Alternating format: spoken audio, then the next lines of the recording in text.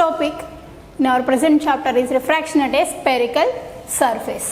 So this is a spherical surface with center of curvature C and radius of curvature R.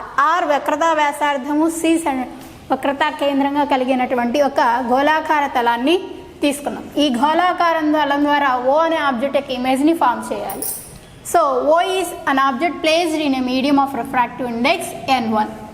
N1 refractive index ఉన్నటువంటి వక్రీభవన గుణక ఉన్నటువంటి ఒక మీడియంలో O అనే ఆబ్జెక్ట్ని place చేసాము. ఈ O అనే ఆబ్జెక్ట్ నుంచి వెళ్ళేటువంటి లైట్ రేసు ఈ స్పెరికల్ సర్ఫేస్ మీద N అనే పాయింట్ దగ్గర ఇన్సిడెంట్ అయ్యాయి. సో N అనే పాయింట్ దగ్గర నుంచి మనం నార్మల్ని డ్రా చేయాలి అంటే the line joining from C to N, C నుంచి Nకి కలుపుతూ గీచేటువంటి రేఖ ఈ స్పెరికల్ సర్ఫేస్కి పాయింట్ ఆఫ్ ఇన్సిడెన్స్ దగ్గర నార్మల్ అవుతుంది. నార్మల్తో ఇన్సిడెంట్ రే చేసేటువంటి యాంగిల్ ఆఫ్ ఇన్సిడెన్స్ అవుతుంది, దట్ ఈస్ I అన్నాను. అండ్ ఈ ఆబ్జెక్ట్ యొక్క ఇమేజ్ స్పెరికల్ సర్ఫేస్ వలన ఫామ్ అవ్వాలి. ఈ స్పెరికల్ సర్ఫేస్ యొక్క రిఫ్రాక్టివ్ ఇండెక్స్ N2గా తీసుకుంటాము. సో ఈ N1 కంటే N2 ఈజ్ మోర్, అంటే the light rays from a medium which is rarer optically is forming an image of due to a spherical surface in second medium with refractive index N2. ఈ refractive index N2 ఉన్నటువంటి మీడియంలో ఇమేజ్ని form చేస్తుంది కాబట్టి after refraction refracted ray will bend toward the normal. లంబం వైపుకి వంగుతుంది, rarer to denser వెళ్తుంది కాబట్టి. So r will be the refracting angle. So refracting angle ఐతో వెళ్ళి ఆర్తో వెళ్ళి ప్రిన్సిపల్ యాక్సెస్ మీద ఐ దగ్గర అది కోయిన్సైడ్ అవుతుంది. So I is the point of the image formation అంటున్నాను. ఐకి గల distance from the centre of the spherical surface is image distance from the center of the spherical surface to object is object distance U అంటున్నాము. So ఇక్కడ ఉన్నటువంటి O దగ్గర angle alpha అని, C దగ్గర angle beta అని, I దగ్గర angle gamma అని చెప్పేసి నేను అజంప్షన్ తీసుకుంటున్నాను. And the ray is travelling from rarer to denser, N2 is greater than N1. All the angles involved in here are assumed to be small. చాలా చిన్న విలువ కలిగినటువంటి కోణాలు ఇవన్నీ అని చెప్పేసి అనుకుంటున్నాను. ఏంటవి? I, R, alpha, beta, gamma అన్నీ కూడా so small. Then tan alpha equal to alpha అవుతుంది. tan alpha equal to formula ఏంటి? ఫ్రమ్ ఈ ట్రయాంగిల్ చూసినట్టయితే OMN నుంచి ట్రయాంగిల్ OMN నుంచి tan ఆల్ఫా రాయడానికి ట్రై చేస్తే opposite by adjacent MN by OM అవుతుంది. అలాగే tan బీటా రాయడానికి ట్రై చేద్దాం. tan beta from the triangle NMC నుంచి tan beta is MN by MC. అలాగే tan గామా వాల్యూ కూడా రాయడానికి ట్రై చేద్దాం. tan gamma is equal to from triangle NCI. tan gamma is NMI నుంచి రాయాలి. NMI నుంచి MN by MI. So tan alpha equal to alpha అని రాసాను. ఇక్కడే tan beta is alpha, tan beta is beta, tan gamma is gamma. అలాగే I కూడా small అన్నాను కాబట్టి sin I ఎక్కడన్నా కనిపిస్తే I అని రాసుకోవచ్చు. sin R is equal to R అని రాసుకుంటాం. సో అలాగే మీరు ఇక్కడ ట్రయాంగిల్ చూడండి, ట్రయాంగిల్ ONCని ఒకసారి అబ్జర్వ్ చేసినట్లయితే ట్రయాంగిల్ ONC నుంచి alpha and beta are the interior angles for the triangle ONC. Triangle ONC ki alpha and beta will act as interior angles and I is exterior angle. So sum of the interior angles is equal to the exterior angle. So kabatti I equal to alpha plus beta అని రాసుకున్నాను. From triangle ఇంకొక triangle NCI నుంచి in the same way sum of the interior angles R plus gamma is equal to exterior angle beta. So beta is equal to R plus gamma. నేను R is equal to రాస్తున్నాను, beta minus gamma అవుతుంది. I is alpha plus beta, R is beta minus gamma. So by applying Snell's law తెలుసు కదా మనకి. Snell's law of reflections నుంచి Snell's law ఏంటి మనకి, sin i by sin r equal to n2 by n1. sin i is i అన్నాను, sin r is r అన్నాను. r and i are small కాబట్టి sin i ప్లేస్లో i, sin r ప్లేస్లో r. కాబట్టి ఈ equation నుంచి n1 i equal to n2 r అని రాసుకోవచ్చు. i అంటే ఏంటి ఇప్పుడే అనుకున్నాను, ఆల్ఫా ప్లస్ బీటా అని. అలాగే r అంటే beta minus gamma. So i value and r వాల్యూస్ని సబ్స్టిట్యూట్ చేస్తున్నాను. సబ్స్టిట్యూటింగ్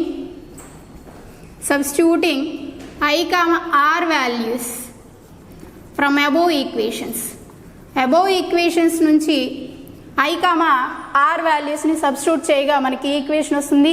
దీన్ని మనం కొంచెం మోడిఫై చేసుకొని n1 alpha plus n2 gamma is equal to n2 minus n1 beta అనిగా రాసుకున్నాను. సో ఇక్కడ నుంచి మనకి ఆల్ఫా బీటా గామా వాల్యూస్ తెలుసు. వీటిని తీసుకొచ్చి అగైన్ సబ్స్టిట్యూట్ చేస్తే the final equation will become n1 by om plus n2 by m1 is equal to n2 minus n1 by nc. So refractive index of the first medium in which the object is placed by object distance plus refractive index of the second medium in which the image is formed by image distance is equal to n2 minus n1 by radius of curvature. So ఇక్కడ నుంచి మనకి OM value, MI value, MC value రాద్దాం. So all the distances should be measured from the center of the spherical surface. Spherical surface యొక్క centre నుంచి మనం measure చేయాలి. So incident ray డైరెక్షన్లో తీసుకునేటువంటి డిస్టెన్సెస్ అన్ని పాజిటివ్ అని తీసుకోవాలి, ఆపోజిట్ డైరెక్షన్లో తీసుకునేవి నెగిటివ్గా తీసుకోవాలి. కాబట్టి ఓఎం, ఎం నుంచి ఓకి distance minus u, m to i distance, incident ray direction ఇదే కాబట్టి ఎంఐ విల్ బి వి. అలాగే MC is equal to r. So value substitute చేస్తే n2 by v minus n by u is equal to n2 minus n1 by r అని వస్తుంది. When the ray is traveling from rarer to denser medium, the equation for the refraction through a spherical surface is n2 by v minus n1 by u is equal to n2 minus n1 by r. If the ray is traveling from denser to rarer అయితే ఒకవేళ ray is traveling from rarer to denser అయితే equation ఏమన్నాను, n2 by v minus n1 by u is equal to n2 minus n1 by r. If denser to rarer వెళ్తే డెన్సర్లో object పెట్టాము, రేరర్లో image form అవుతుంది. డెన్సర్లో image పెట్టాము, రేరర్లో image form అవుతుంది. డెన్సర్లో object పెట్టాము, rarer మీడియంలో image form అవుతాం. అప్పుడు ఈ ఈక్వేషను కొంచెం చేంజ్ అవుతుంది. n1 by v minus n2 by u is equal to n1 minus n2 by r అవుతుంది ఈక్వేషన్. ఓకేనా? ఇది సో ఈ రెండు గుర్తుపెట్టుకోండి. వీటి యొక్క అప్లికేషన్స్ మనకి నెక్స్ట్ టాపిక్స్లో కూడా ఉపయోగపడతాయి.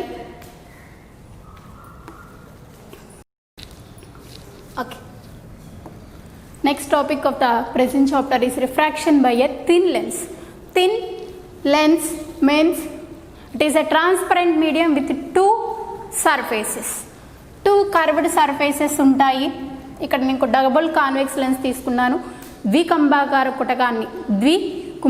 కటకాన్ని తీసుకున్నాను. దీనికి టూ సర్ఫేసెస్ ఉంటాయి. రిఫ్రాక్టింగ్ సర్ఫేసెస్గా ఈ రెండు సర్ఫేసెస్ యాక్ట్ చేస్తాయి. And a light ray passes through this thin lens, it will undergo refraction at both the surfaces.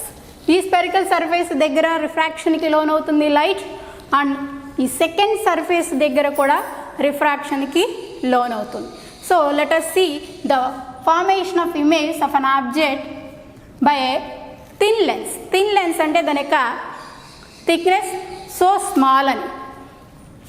So this is the diagram showing the formation of image of an object O using a thin lens. A, B, C, D thin lens.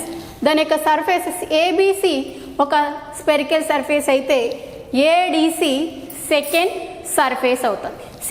Thin లెన్స్కి లెఫ్ట్లో U డిస్టెన్స్లో O అనే ఆబ్జెక్ట్ని పెట్టాను. ఈ మీడియంకి refractive index N1. So after refracting, image is formed in the same medium at a distance V from the optic center of the lens. So object distance, image distance. Object ఈ మీడియంలో పెట్టాము, image అదే మీడియంలో form అయింది. కానీ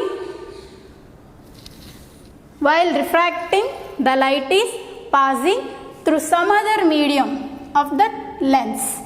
దీనికి refractive index ఎంత అంటే N2. Refractive index of the lens is greater than the medium which is out of the lens. లెన్స్కి ఇరుపక్కల ఉన్నటువంటి మీడియం యొక్క రిఫ్రాక్టివ్ ఇండెక్స్ లెన్స్ యొక్క రిఫ్రాక్టివ్ ఇండెక్స్ కంటే తక్కువ. So refractive index of the glass medium N2 is greater than the refractive index of the medium out of the lens.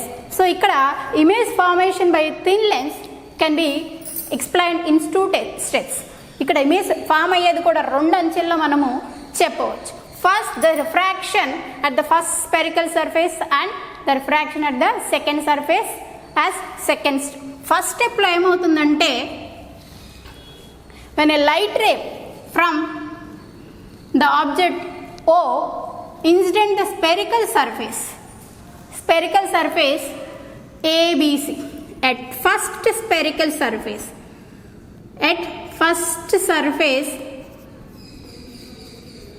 of the lens ABC. So ABC దగ్గర ఈ particular point దగ్గర incident అయ్యింది. So N1 point దగ్గర incident అయింది. So the dotted line represents the normal drawn to the surface at the point of incidence. Then the angle I will be the angle of incidence. Okay na? So first surface దగ్గర refraction కి loan అయ్యి ఏమవుతుంది, rarer to denser వెళ్తుంది. So the ray is passing, the light ray is passing from rarer to denser lens లోనికి వెళ్తుంది, బయట నుంచి లెన్స్లోకి వెళ్తుంది. So after refraction the ray will bend towards the normal. ఇలా వెళ్ళాల్సింది కొంచెం వంగి సెకండ్ సర్ఫేస్ని చేరుతుంది. ఇక్కడ రిఫ్రాక్షన్ యాంగిల్ R1 అనుకుంటాను, రిఫ్రాక్షన్ యాంగిల్ R1. ఓకేనా? సో రిఫ్రాక్ట్ అయ్యి ఇది ఇమేజ్ని ఫామ్ చేస్తుంది at some point I dash అనే దగ్గర ఇమేజ్ని ఫామ్ చేస్తుంది at a distance V dash. So first image form అవుతుంది. ఫస్ట్ సర్ఫేస్ వలన లైట్ రిఫ్రాక్షన్కి లోన్ అవ్వడం మూలంగా the image due to the first surface is formed at O dash. Refracting angle R1, incident angle I, and the image is formed at I1 point at a distance V dash. So this image will act as a visual object for the second surface. So ఇది ఏం చేస్తుందంటే second సర్ఫేస్కి object లాగా పనిచేస్తుంది. Second సర్ఫేస్కి this will act as visual object. So ఇది visual ఆబ్జెక్ట్గా పనిచేసి final ఇమేజ్ని ఫామ్ చేస్తుంది.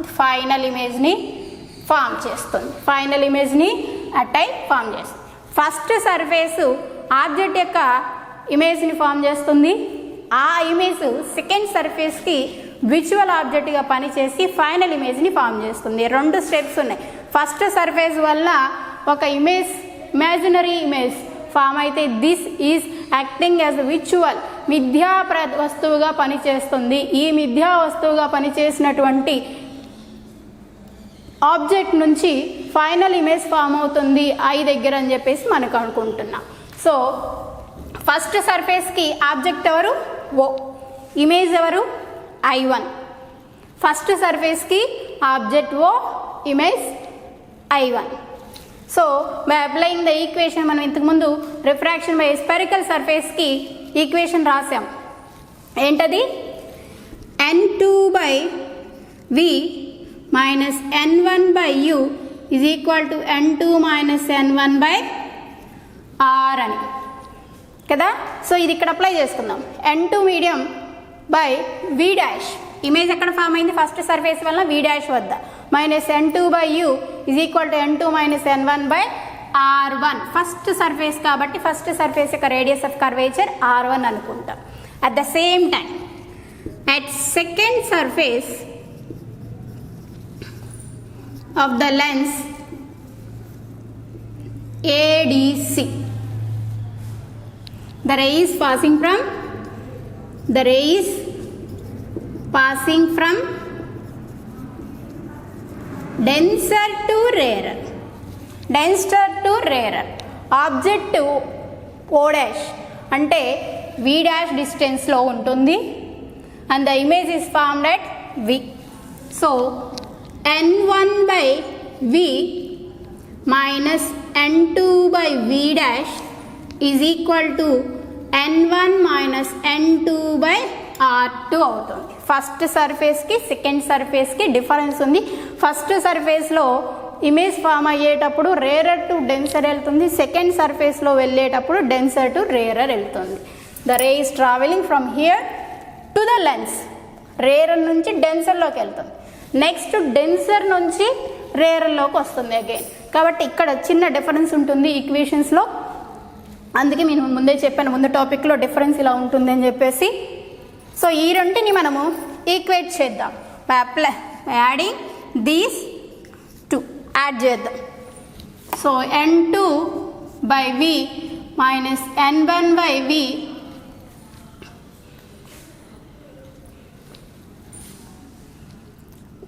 Plus N1/V minus N2/V1. Left సైడ్స్తోనూ రైట్ సైడ్స్తోనూ యాడ్ చేద్దాం. LHSకి RHSకి అప్లై చేస్తాను. N2 minus N1 is equal to 1/R1 minus 1/R2. అంతేనా? N2 minus N1, N1 minus N2 ఉంది. N1 మైనస్ N2 కామన్ చేస్తే రెండింటి నుంచి R1/R1 మైనస్ 1/R2 వస్తుంది. ఇక్కడ N1/V డాష్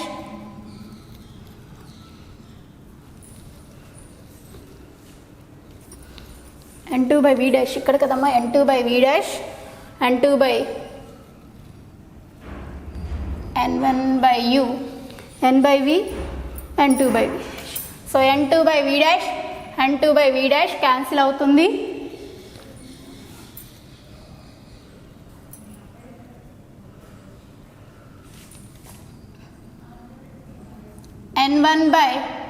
N1 కామన్ తీస్తే 1/V minus 1/U is equal to N2 minus N1 into 1/R1 minus 1/R2 అవుతుంది. So దీన్ని ఇంకా చేస్తే 1/V minus 1/U is equal to N2 minus N1/N1 that ఈ into 1 minus 1/R1 minus 1 minus 1/R2 అవుతుంది. So N2 minus N1/N1 is equal to N2 minus 1 అని రాసుకోవచ్చు. అది remaining is as it is రాసేసుకుందాం. This is called lens makers formula. అంటారు దీన్నే lens makers formula. కటకకారుని సూత్రము అంటారు. In this if the object is assumed at infinity, ఆబ్జెక్ట్ని ఇన్ఫినిటీ దగ్గర తీసుకున్నాం అనుకుంటే image will be formed at the focal length distance. So అక్కడ నుంచి U ఈజ్ ఆల్ఫా, ఆల్ఫా అంటే ఇన్ఫినిటీ అనంతమని, V ఈజ్ F అని సబ్స్టిట్యూట్ చేస్తే above equation will become 1/F is equal to N21 minus 1 into 1/F R1 minus 1 by R2. So ఇక్కడ ఈ equation రెండింటిని చూస్తే, ఈ పైన ఈక్వేషన్ని కింద ఈక్వేషన్ని చూస్తే రెండిటికి ఏమి ఈక్వల్గా ఉంది? RHS ఈక్వల్గా ఉంది కాబట్టి LHSని ఈక్వేట్ చేయొచ్చు. 1 by F is equal to 1 by V minus 1 by U. This is called Lenz formula. Lenz formula కటక సూత్రం అంటారు. మిర్రర్ ఫార్ములా నేర్చుకున్నాం. మిర్రర్ ఫార్ములా ఏంటి? 1 by F is equal to 1 by U plus 1 by V. Mirror formula అంటే ఏంటి? The formula relating the object distance, image distance and focal length. నాభ్యంతరానికి, వస్తు దూరానికి, ప్రతిబింబ దూరానికి మధ్య గల సూత్రాన్ని ఇన్ కేస్ ఆఫ్ మిర్రర్ చెప్తుంది. 1 by F equal to 1 by U plus 1 by V. In case of lens for mirror ఇది. అదే లెన్స్కి వచ్చేస్తే 1 by F equal to 1 by V minus 1 by U. So ఈ ఫార్ములా ఎటువంటి లెన్స్కైనా ఫామ్ అవుతుంది. Spherical లెన్సెస్లో, spherical సర్ఫేసెస్లో దేనికైనా కానీ ఈ formula, whether the image is real or inverted, convex or concave, the formula valid for all the types of mirror lenses.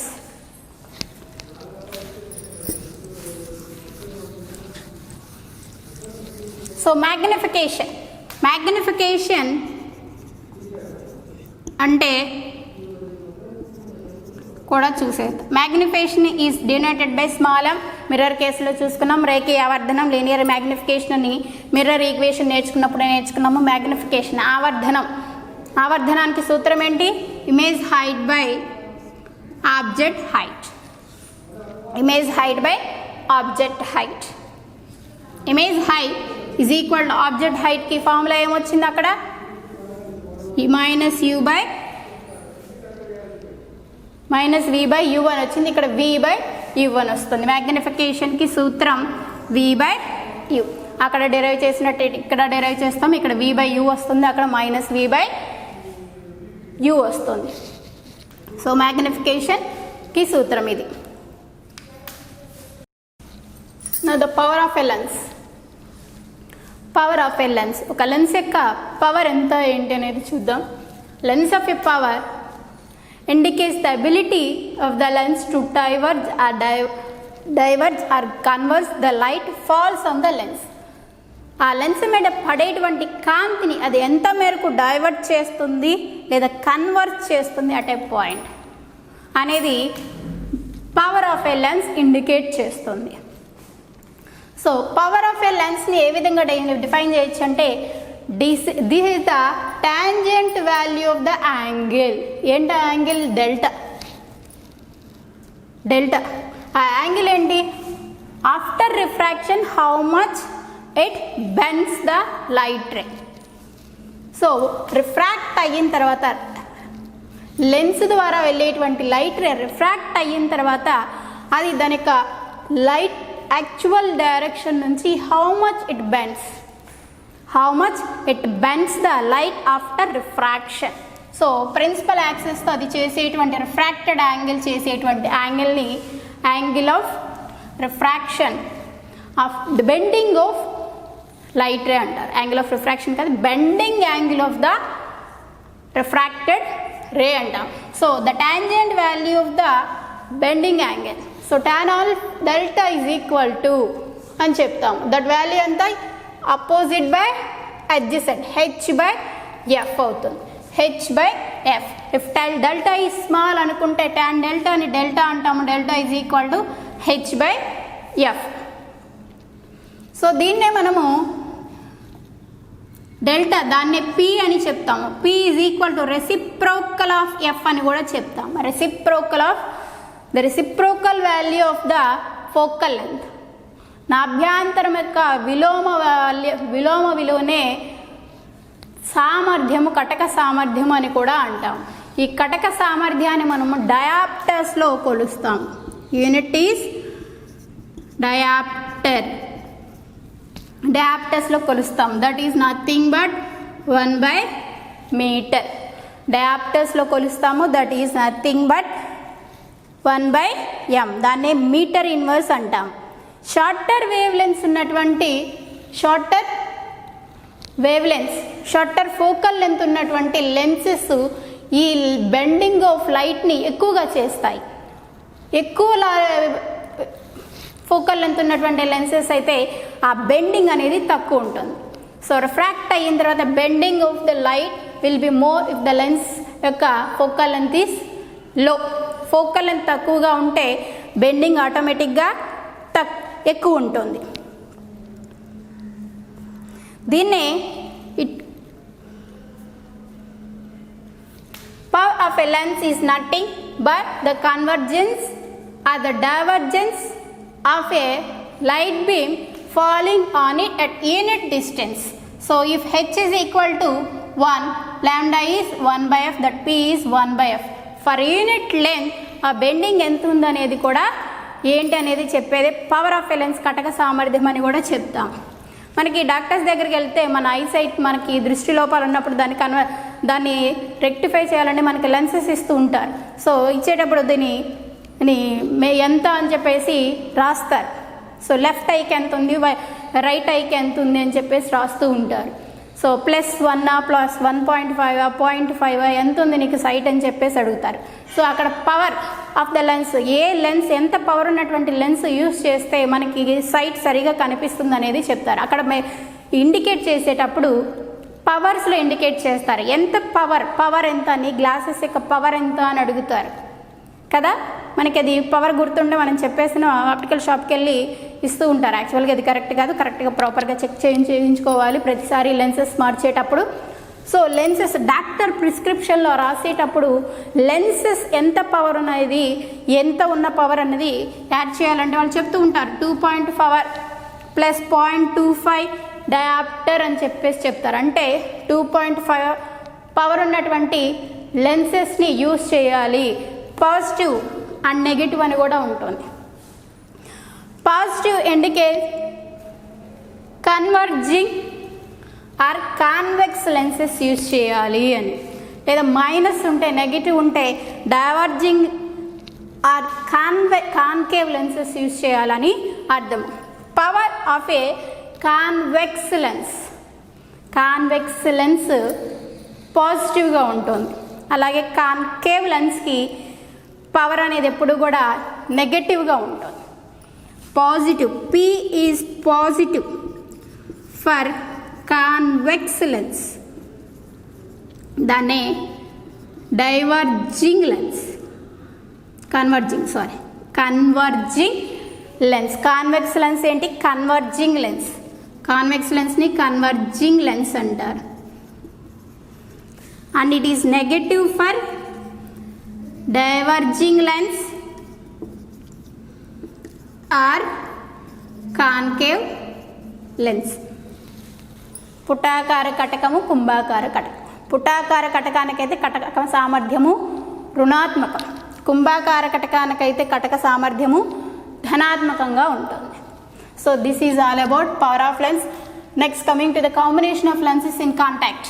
So ఇందాక చెప్పుకున్నాము thin lens, the image formation due to a thin lens చెప్పుకున్నాము. అక్కడ image formula, ఇమేజ్కి equation, ఇమేజ్కి object డిస్టెన్స్కి, image డిస్టెన్స్కి, focal లెంత్కి relating equation కూడా రాశాను.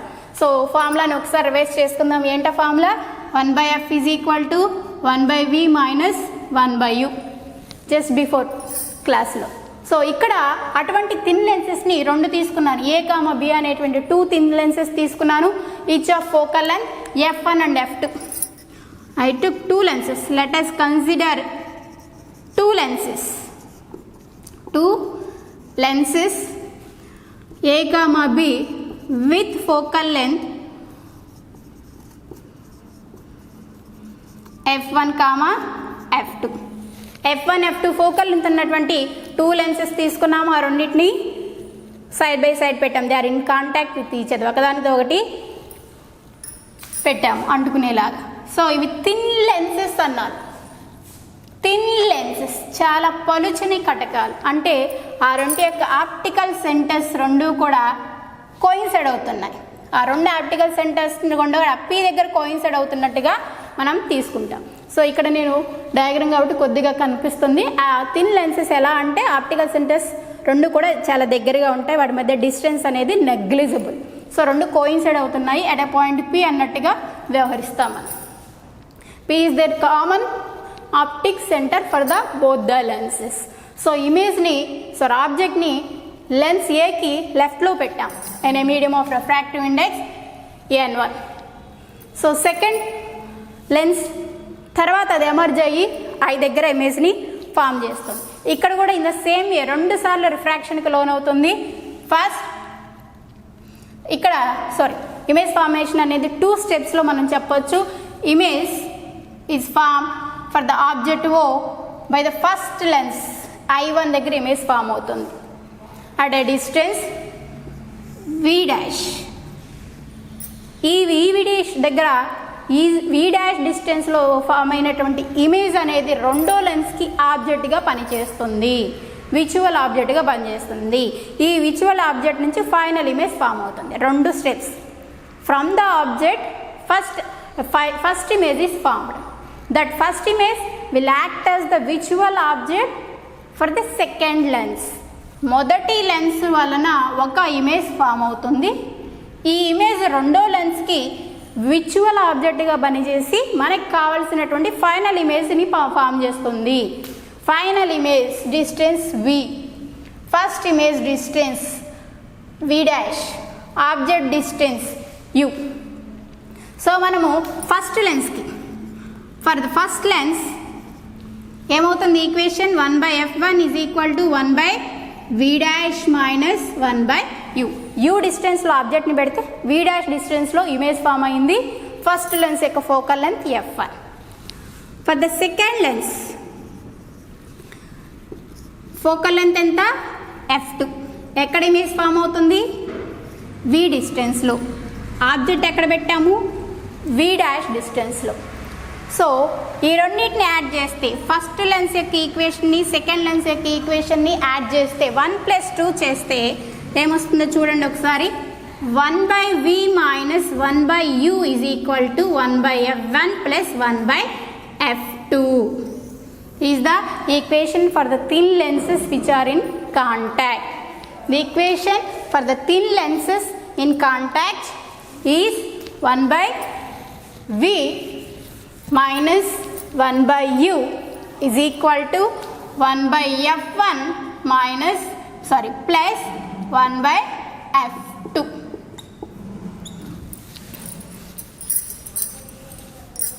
Then effective focal length of the two lenses which are in contact with each other అని కూడా చెప్పొచ్చు. థిన్ లెన్సెస్ని కాంటాక్ట్లో ఉంచినప్పుడు ఆ రెండు కూడా ఒకే లెన్స్ లాగా పనిచేస్తాయి. ఆ లెన్స్ ఎఫెక్టివ్ ఫోకల్ లెంత్ ఆ కంబైన్డ్ మనం ఊహిస్తున్నటువంటి ఒకటే లెన్స్గా పనిచేసి ఇమేజ్ని ఫామ్ చేస్తుంది అనుకున్నప్పుడు ఆ combined focal length or effective focal length of the lens will be 1/f that is equal 1/f1 plus 1/f2. So this is the effective focal length for the lenses when they are in contact with each other. రెండు పలచని కటకాలను ఒకదానితో ఒకటి స్పర్శలో ఉంచినప్పుడు వాటి యొక్క ఫలిత అభ్యంతరానికి సూత్రం 1/f1 plus 1/f2.